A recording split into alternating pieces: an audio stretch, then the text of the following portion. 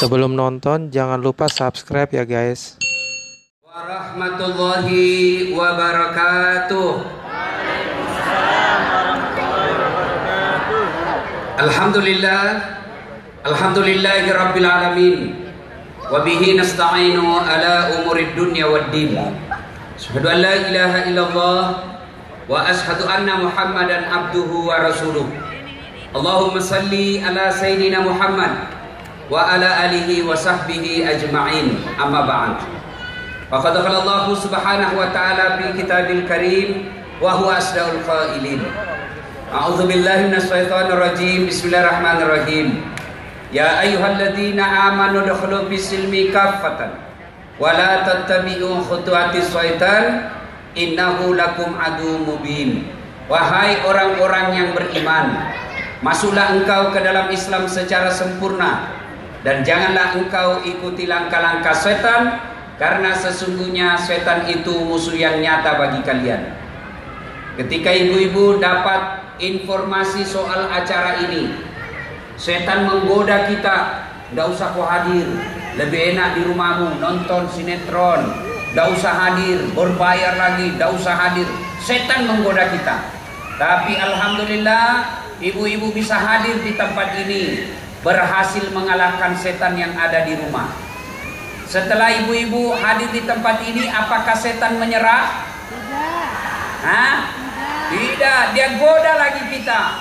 Tidak usah dengar ceramah, tidak usah dengar ceramah, pegang HP-mu, pegang HP-mu. Maka orang yang pegang HP kena godaan setan.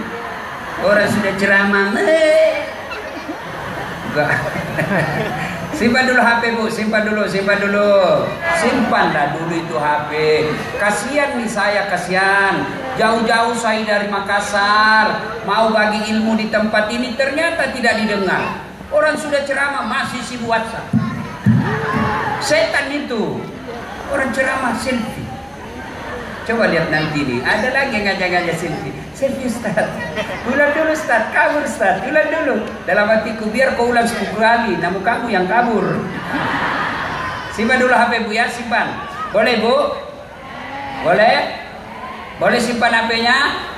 Nanti kalau mau soal ini, kan ada alasan rekam.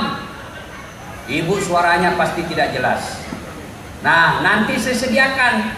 Ini ada nanti di channel saya.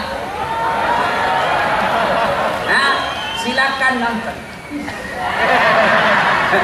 Ya, silakan nonton. Tapi jangan lupa like and share.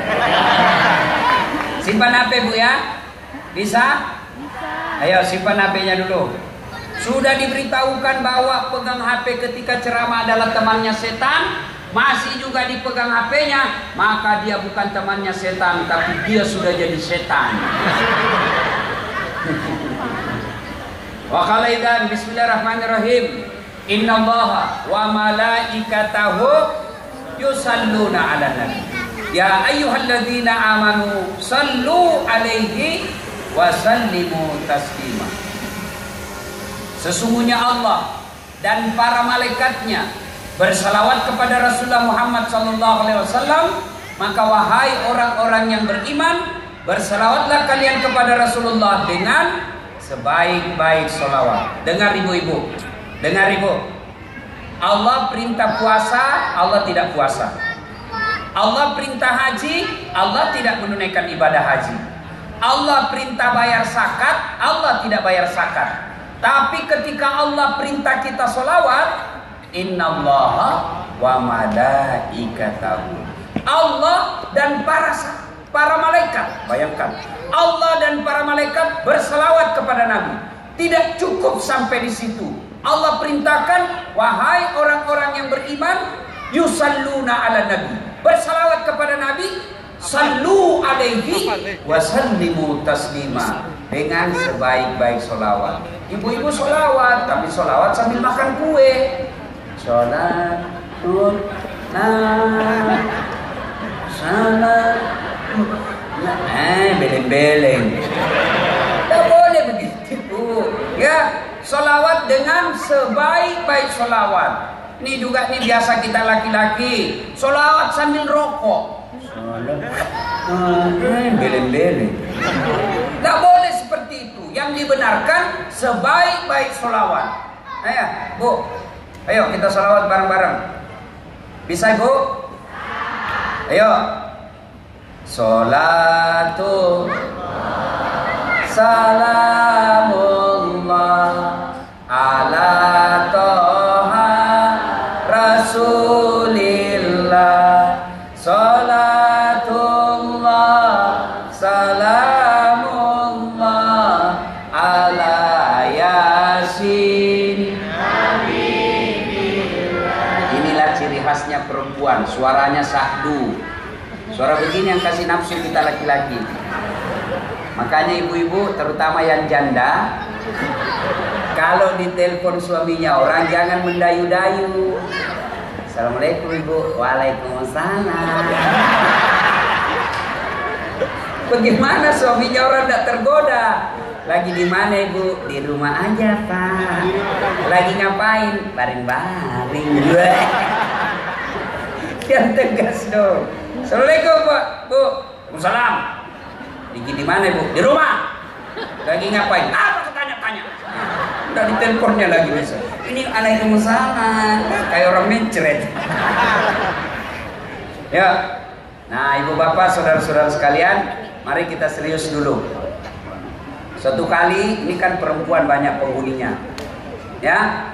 Suatu kali Nabi didatangi ibu-ibu. Ibu-ibu ini ingin unjuk rasa, protes kepada Nabi. Maka majulah salah seorang di antara mereka menjadi juru bicara. Lalu ibu ini berkata, "Ya Rasulullah, katanya Islam ini adil. Katanya Islam tidak membeda-bedakan laki perempuan. Tapi setelah kami pikir-pikir, lebih banyak pahalanya lelaki daripada kami kaum perempuan." Kata Nabi, "Loh, kok bisa ibu-ibu pikir gitu? Buktinya ya Rasul, laki-laki berjamaah di masjid, kami tinggal di rumah. Laki-laki jihad, perang, kami tinggal ngurus anak. Ini lebih banyak pahalanya laki-laki." Kata Nabi, "Bu, benar yang ibu sampaikan. Tapi mau tidak saya tunjukkan amalan yang apabila ibu lakukan, ibu akan dirindukan oleh sorga." Subhanallah. Bukan ibu yang rindu sorga, tapi sorga yang rindu dengan ibu. Bu, mau dirindukan sorga? Mau ibu? Oh, istri saya ngomong gini, jangankan dirindukan surga Ustaz, dirindukan suami saja saya sudah senang. Ini surga rindu kepada ibu. Mau ibu? Ini syaratnya 4 kata Nabi. 4 aja syaratnya. 1, aqimis shalah. Dirikan sholat. Kenapa Nabi mengkhususkan sholat ini kepada kaum perempuan?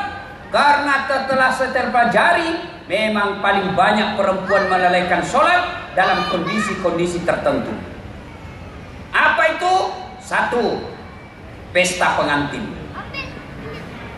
Banyak sekali perempuan tidak sholat gara-gara pesta. Kok bisa Ustaz? Nih mukanya dikira tembok, coklat, biru, abu-abu, keren. Alisnya dicukur, bukan dicukur, dicabut. Akhirnya, lebih tebal di sini dari sini, dicukur lagi. Habis. Yang ketawa, saya serius ini bu. Bu, yang sudah tipis alisnya. Itu Nabi jelaskan laknat Allah mereka yang mencabut dan mencukur alisnya. Anda usah lihat temanmu. Ayo, nih banyak nih. Sekarang perempuan banyak palsu. Bulu mata panjang palsu, bibir merah palsu, mata biru palsu, bibir merah palsu, pipi biru palsu, pantat gabus. Ayo, kapan lagi kondisi perempuan banyak tidak sholat? Setelah make up. Ini kan ibu-ibu nih yang tebal-tebal make upnya. Dengar ini bu, kalau sudah masuk waktu sholat, dia pergi wudhu. Tapi karena dia sayang ini bedaknya, maka wudhunya cuma begini. Bele-bele. Kan dia takut ini. Bu, dengar.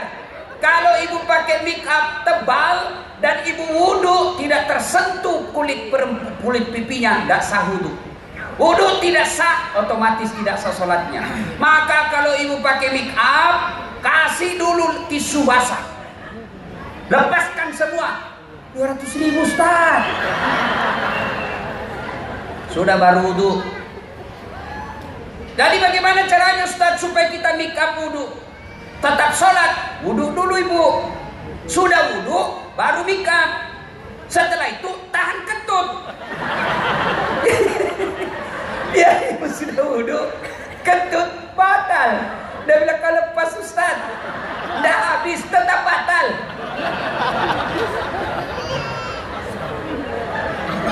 Dua, kondisi perempuan banyak tidak sholat. Apa? Jilbab. Yang selalu saya istilahkan jilbab sakaratil maut.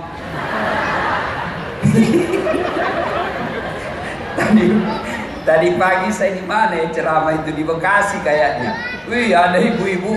Saya sambil ceramah dia di depan saya bayangkan bagaimana caranya dia pakai ini jilbabnya ya. Oh 3 lapis ibu, kuning biru dikasih miring lagi sedikit. Ngapain lagi kok kasih miring?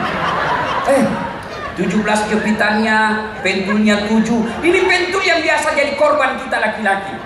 Dia simpan di kursi begitu. Saya tadi ini, wallah tadi saya duduk ada pentul. Sedih ibu-ibu lagi nih sebarkan pentul ini. Yang ketawa saya sedusi nih. Nah, pasang jilbab 3 lapis. Ada lagi kayak pohon di belakang. La haula wala quwwata illa billah. Bajunya sempit, roknya sempit. Dia bilang suaminya, buru-buru ibu ketinggalan, tunggu sedikit bang. Beleng-beleng. Apa yang begini? Ibu-ibu katanya perempuan hijrah, kok jilbabnya masih sempit, jalannya repot. Coba kalau jilbabnya lebar, langsung. Ya, 1, 2, gara-gara pakaian. Saya begitu terharu melihat ada perempuan tokoh masyarakat, suaminya pejabat, kaya pula, bangsawan, cantik, ke pesta pengantin, jilbabnya sekedarnya, maka dia akan menjadi contoh teladan buat ibu-ibu yang lain. Begitu dia lewat, semua orang kagum. Wih, kaya itu, paling kaya itu di komplek. Wih, iya kak, iya. Wih, bajunya sederhana ya, orang cerita baik. Ini pengangguran, kontrak-kontrak, rumah kehujanan, banjir pula. Kalau pergi pengantin kayak dia paling kaya. Selesai acara ini bu, yuk evaluasi jilbabnya. Ya, jangan lagi pakai jilbab yang repot. Coba kalau ibu pakai jilbab yang segitiga saja, kasih peniti, selesai. Makanya istri saya itu saya kasih tahu, kalau kau lama pakaian, saya mau pergi pengantin, goodbye. Repot kami, sudah kau dibelikan mobil, dibelikan bensin, sediakan sopir, kau suruh lagi kita menunggu. Jangan ketawa, serius saya ini bu. Ibu-ibu ini banyak menyiksa suaminya. Suaminya sudah 10 menit lagi. Sudah, tunggu pak, kau buru-buru terus ini, salah kita punya bedak. Gara-gara ibu ini, gara-gara jilbab. 1, 3. Kapan lagi perempuan banyak tidak sholat? Selesai haid 5 hari tidak sholat, kenyamanan 5 hari, dia tambah 1 hari. Oh kata suaminya, biasanya kau tidak sholat 5 hari aja kau haid. Ini kau sudah 6 hari belum sholat, belum bersih pak, masih ada sedikit-sedikit. Kata suaminya, kau bohongnya, apa bohong, saya kasih lihat. Mau dikasih lihat silakan. Ibu ketawa karena pernah begitu toh. 4. Kondisi apa lagi perempuan banyak tidak sholat? Apa? Selesai melahirkan. Apa namanya bu? Nifas. Tidak harus 40 hari. Ada yang bersih 15 hari, ada yang bersih 30 hari, ada juga 40 hari, bahkan ada yang lebih. Sampai karena pahamnya salah, tidak paham agama. Begitu dia melahirkan, suruh suaminya beli. Kau pergi beli mie bungkus, mie rebus 40 bungkus. 1 hari 1 ya. Begitu habis bersih. Tidak harus 40 hari. Kalau ibu bersih 30 hari, bersihnya pada saat itu mulai sholat. Ibu misalnya haid atau nifas, jam 8 malam, ibu merasa sudah bersih. Ke toilet, rasanya sudah bersih, maka ibu sudah wajib mulai sholat isya. Bu, saya yakin ibu semua sholat. Ya, saya yakin ibu semua sholat. Cuma yang jadi masalah, sholatnya tidak bisa khusyuk. Padahal Allah sudah jelaskan, qad aflahal mu'minun, beruntunglah orang-orang mukmin. Siapa orang mukmin beruntung? Alladzina hum fi salatihim khashi'un. Mereka yang khusyuk dalam sholatnya. Kita 30 tahun sholat tapi tetap gosip. Kita 30 tahun sholat tapi tidak bisa lepas dari riba. Kita 30 tahun sholat tapi suka durhaka sama suami. Kok ada apa? Padahal sholat menjelaskan, mencegah kita dari perbuatan keji dan mungkar. Saya 30 tahun sholat Ustaz, kok tidak mau berhenti gosip? Berarti ada masalah dengan sholat ibu.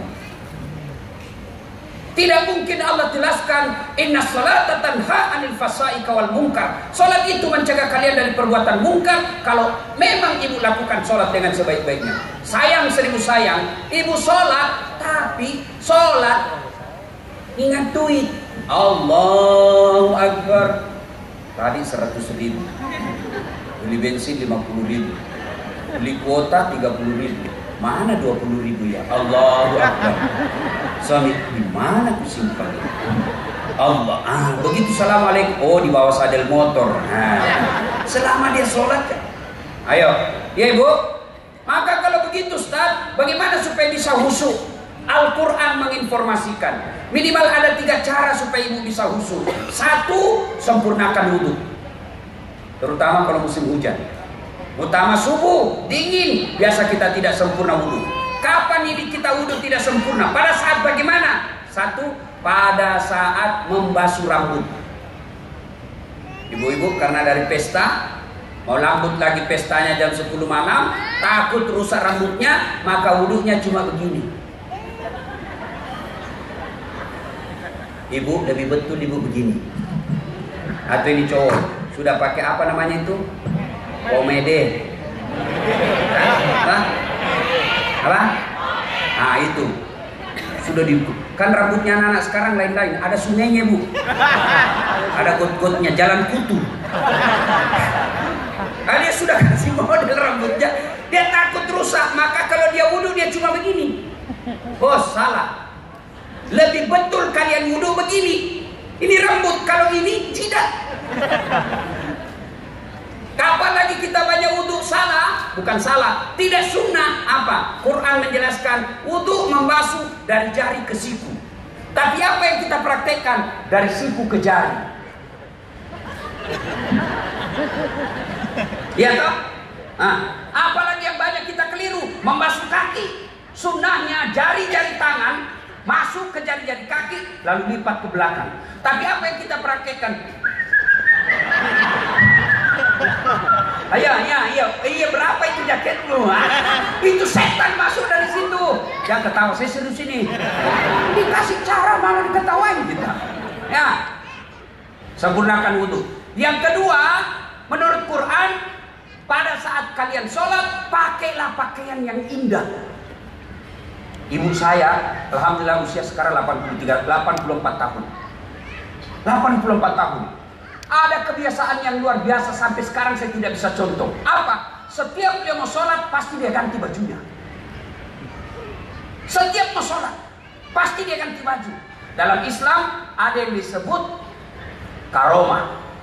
Kalau Nabi disebut, kalau Nabi namanya mukjizat.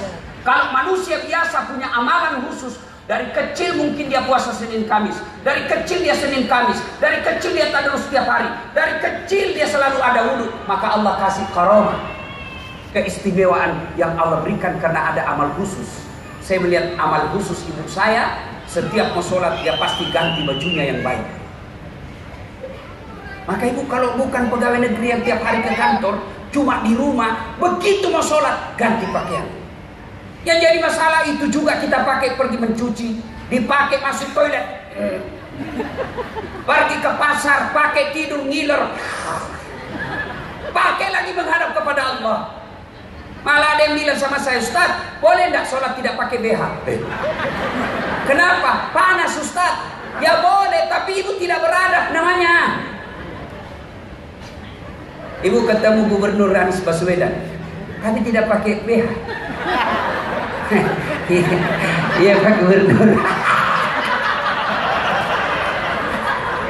Coba, ya Ibu. Nah, sah sholatnya tapi tidak beradab.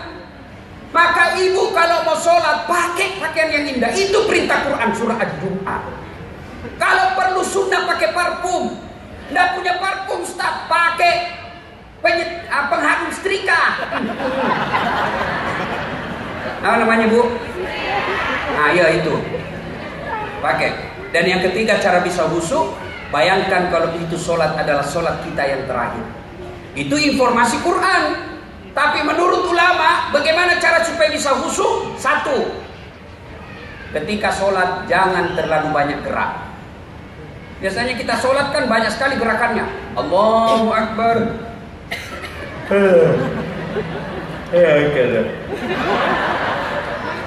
Maliki yaumiddin. Iyyaka na'budu wa iyyaka nasta'in.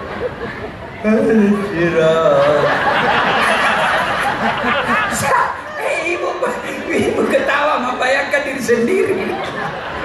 Sholat Allahu Akbar.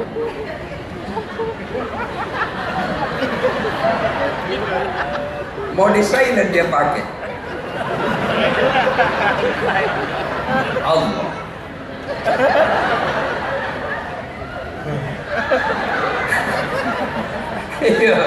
Nah, selesai acara ini, yuk koreksi sholatnya. Sudah sesuai enggak yang diajarkan Nabi? Yang kedua, yang diajarkan ulama, jangan banyak gerak. Apalagi usahakan yang ibu baca paham. Salah satu bacaan yang wajib dibaca ketika sholat Al-Fatihah.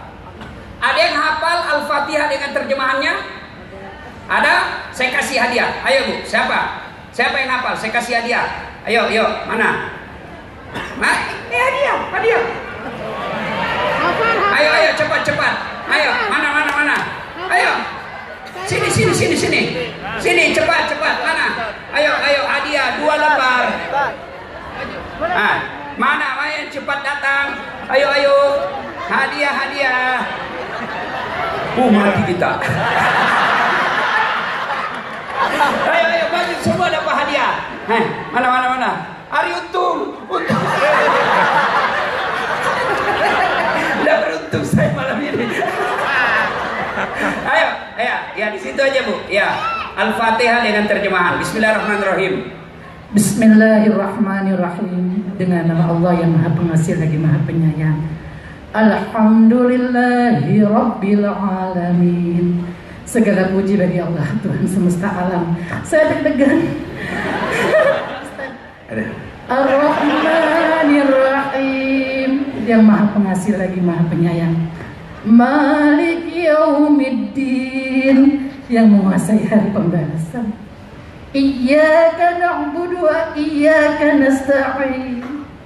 Hanya kepada Engkau lah kami menyembah, dan hanya kepada Engkau lah kami mohon pertolongan. Ihdinas siratal mustaqim. Tunjukilah kami jalan yang lurus. Siratal ladzina an'amta 'alaihim, yaitu jalan orang-orang yang Kau beri nikmat. Ghairil maghdubi 'alaihim waladdallin. Bukan jalan orang-orang yang Kau murkai, dan bukan pula jalan orang-orang yang sesat. Masya Allah. Takbir. Bu, kalau ibu sholat 5 waktu setiap baca Fatihah seperti ini, apa alasan Allah menolak doanya ibu? Coba kita sholat Alhamdulillahirabbil alamin. Baca kalender Persatuan Guru Republik Indonesia. Ini Bu. Ibu, ini uang berkah.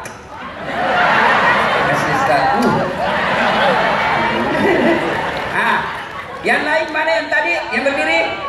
Karena jawabannya sudah betul tetap dapat hadiah. Mana lagi? Mana lagi Ibu? Coba. Mana lagi yang dari sana tadi? Cepat. Ini uang Ustaz. Beda uang Kapolres. Terima kasih. Yang satu untuk sewa Grab saya. Rumah saya di Makassar, Ibu. Saya naik Grab ke sini. Apa tadi yang pertama? Pahami apa yang kita baca. Surah pendeknya, kalau tidak bisa pahami per ayatnya, paling tidak kesimpulan ayat itu.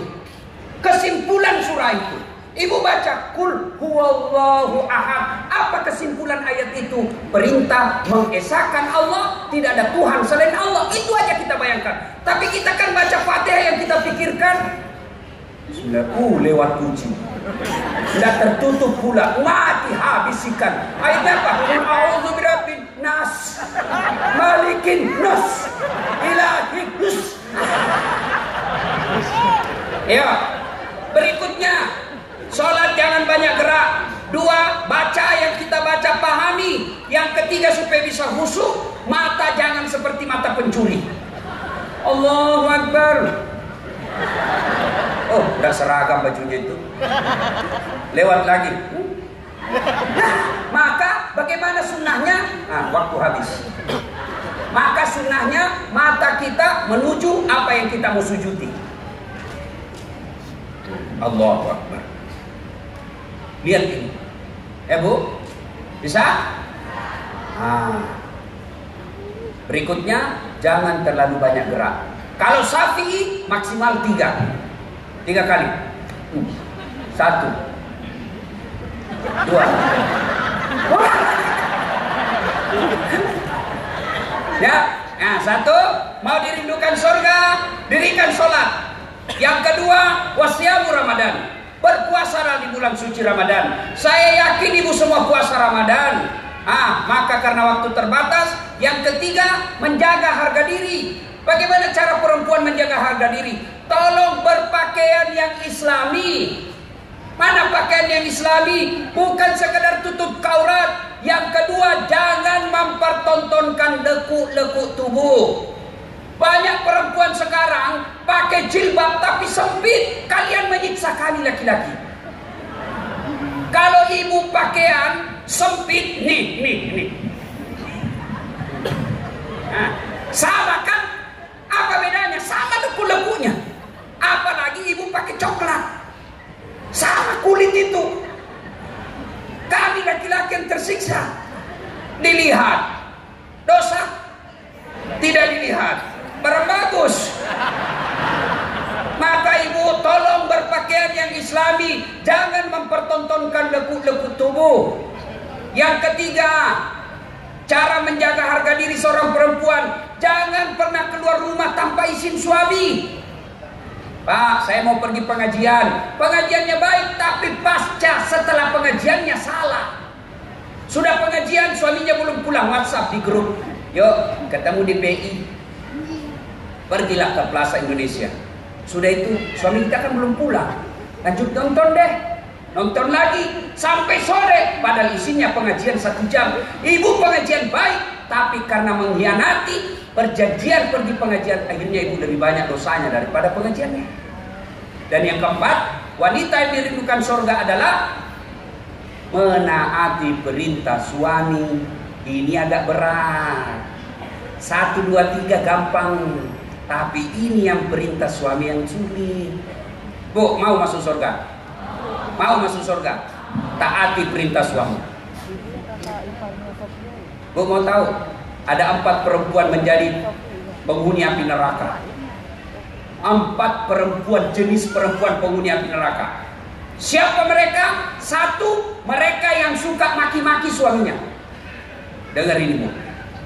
Ibu marah, boleh. Marah sama suami, manusiawi. Bang, tak kusangka kau begini bang. Kutinggalkan orang tua di Jawa. Saya datang ke Jakarta ini ngikut sama kamu bang. Kau tega-teganya kau sembunyikan duitmu.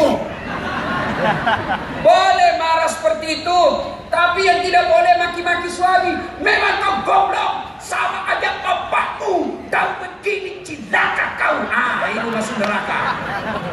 Jangan ketawa, saya serius. Marah sama suami boleh, tapi tidak tidak boleh maki-maki apa sampai meninggal melibatkan orang tuanya. Memang kau goblok, suami macam apa kamu? Sudah gendut, malas kuat makan, sama aja bapakmu. Pulang kampung kau goblok. Ibu biar sholat, penghuni api neraka. Kalau ibu marah sama suami, marah sambil berdoa, saya tidak sangka kau begitu bang. Saya doakan kau menjadi penghuni surga. Saya doakan kau menjadi lebih soleh. Ya Allah, perbaiki suamiku. Tidak kusangka dia begini, tapi dialah jodohku ya Allah. Jangan pisahkan aku dengannya. Boleh marah seperti itu. Ini marah-marah sampai maki-maki. Sampai ada kawan saya cerita, ibu, istrinya marah-marah, mati akal sudah ini suaminya. Ini bujuknya nggak mau berhenti marah. Akhirnya apa? Dia buka bajunya suaminya, karena suaminya besar perutnya. Lalu dia buka, dikasih angkat aja.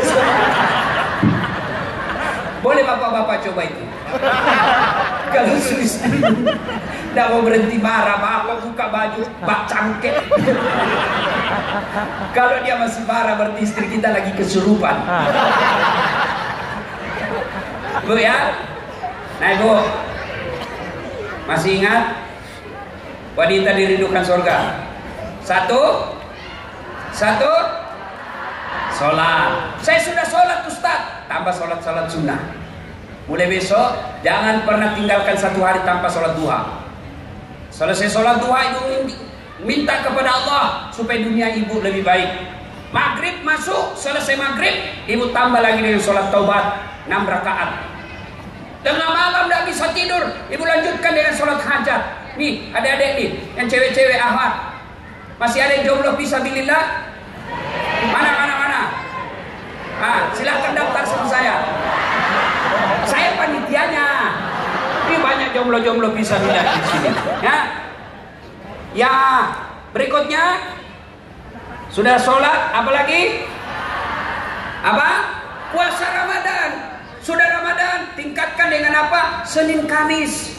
Ibu-ibu yang mau menurunkan berat badan, coba amalkan Senin Kamis. Lagi puasa Ustaz, terbiasa sarapan jam 8 makan apa itu? Bubur. Begitu habis 1 mangkok, saya puasa. Lanjutkan. Boleh, karena ibu lupa. Tengah hari terbiasa makan siang, makan lagi. Saya lupa. Lanjut. Benar, tetap sah. Siang-siang ada tetangga bawa lagi kue. Saya puasa. Lanjut. Itu rezeki. Benar. Yang penting betul-betul ibu lupa. Jangan pura-pura lupa. Sudah masuk satu. Pura-pura aja. Allah tahu. Puasa. Yang berikutnya, jaga harga diri. Berpakaianlah yang baik. Seorang wanita berpakaiannya jangan tepat. Taati perintah suami. Istri yang soleha itu satu, menenangkan hati suami ketika ada di rumah. Jadi kalau suami tidak betah di rumah, ciri-ciri ibu gagal menjadi istri. Bagaimana suami mau tenang di rumah? Ibu selalu periksa HP-nya. Ibu, kalau suami pulang, Assalamualaikum sayangku. Apa ibu tanya? Dari mana Pak? Mestinya bukan dari mana. Pak, mau makan apa?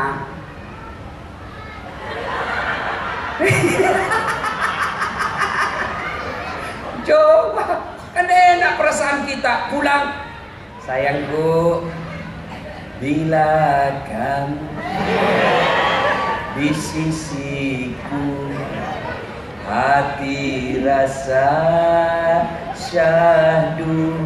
Tenang perasaan suami. Masuk dapur marah-marah karena berantakan dapur. Ibu peluk lagi sambil menyanyi.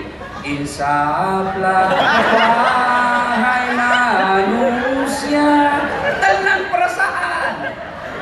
Ini pulang suaminya lagunya apa? Yo ayo.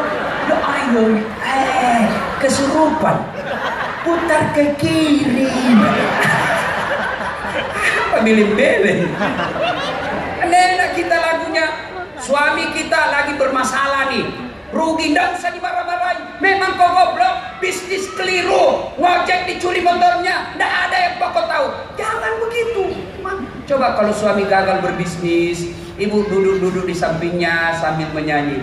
Mungkin Tuhan mulai bosan melihat tingkah kita yang selalu salah dan bangga dengan dosa-dosa, atau alam mulai enggan bersahabat dengan kita. Coba kita bertanya pada rumput yang bergoyang.